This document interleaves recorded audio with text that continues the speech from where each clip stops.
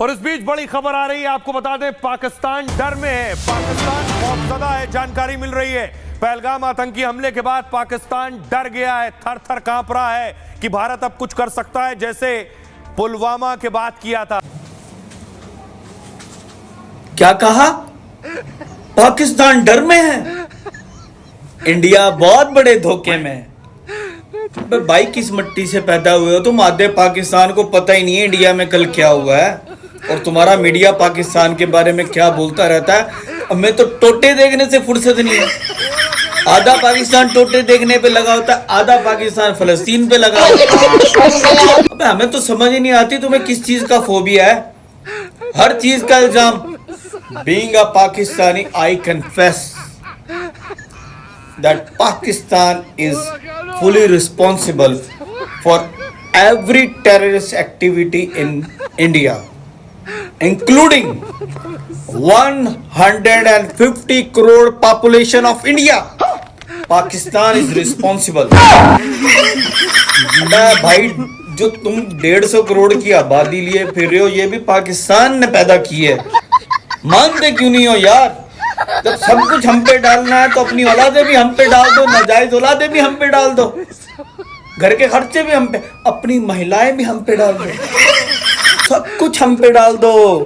हम सब कुछ लेने को तैयार है।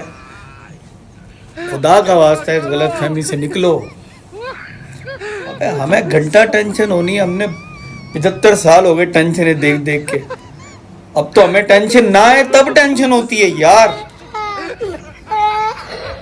जो टेररिस्ट एक्टिविटी, अव्वल तो टेररिज्म कहीं भी हो दुख की बात है, मासूम जानें ज़ाया होती हैं। पहलगाम में जो टेररिस्ट एक्टिविटी हुई उसमें मासूम लोग मारे गए, बहुत बुरा लगा।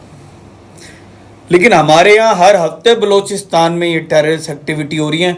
हम तो नहीं इल्ज़ाम धरते एकदम, हम तो नहीं कहते कि इंडिया ने करवाया है। हालांकि बलूचिस्तान को कौन डील कर रहा है, कई तुम्हारे इंटेलिजेंस के बंदे पकड़े गए, लेकिन हम फिर भी कहते हैं हमारा सिक्योरिटी कोलैप्स। हमें तुम्हें सोचने का टाइम ही नहीं मिलता। तुम लोग अजीब, तुम्हारा फोबिया, तुम्हारे दिमाग में गंद भरा हुआ। भी मैं तुम्हारे पेजेस पे जा जा के देख रहा हूं, हैं इसराइल से सबक सीखना चाहिए, नेतन्याहू बन जाना चाहिए, ये हो जाना चाहिए, वो हो जाना चाहिए। पहले सच बोलना तो सीख लो मेरे भाई, और करो तो सही अटैक। वैसे हम टोटे देख देख के थक गया, जरा इंडिया के टोटे होते देखेंगे, मजा आएगा भाई। क्रिकेट में हम तुमसे पीछे, ठीक है, और ये जो शोबीज वगैरह इसमें तुम ही आगे हो भाई, ठीक है, आगे ही रहो, हम तुम्हारे पीछे हैं। लेकिन हमारी जो पाक आर्मी और ISI ये आज भी तुमसे ऊपर है इंशाल्लाह। तुम हमें आजमा के तो देखो। वैसे हम सारे जंगजू लोग हैं ना, हम डरते, बल्कि हम इन चीज़ों को एंजॉय करते हैं। हम दुनिया में दो ही चीज़ें तो एंजॉय करते हैं, एक टोटे और दूसरा खोते। हाँ समझ जाओ। बहरहाल एक बात मैं कहना चाहूँगा, हमारे मुल्क में एक मखसूस तबका है जो हमारी पाक आर्मी को, ISI को बहुत ज़्यादा टारगेट करता है। इस टाइम आप लोगों को समझ जाना चाहिए कि इस टाइम पाक आर्मी को 100% तरीके से टारगेट और फोर्स किया जा रहा है। और इस टाइम हमारी ISI इंटेलिजेंस और पाक आर्मी जो है वो एक पोजीशन पे है। इस टाइम पाकिस्तानियों की सपोर्ट की ज़रूरत है। इस टाइम एक जो मखसूस तबका है ना पाकिस्तान में, वो जो 200-300 रुपये लेके पैकेज लेते हैं और सुबह शाम भौंकते हैं पाक फ़ौज पे, इस टाइम ज़रूरत है पाक फ़ौज के साथ खड़ा होने की, क्योंकि वहाँ से चूं चूं हो रही है और maybe there is possibility कि वहाँ से कोई एक्शन आए, फिर यहाँ से रिएक्शन जाना चाहिए और हमें इस टाइम पाक फ़ौज के साथ खड़ा होना चाहिए।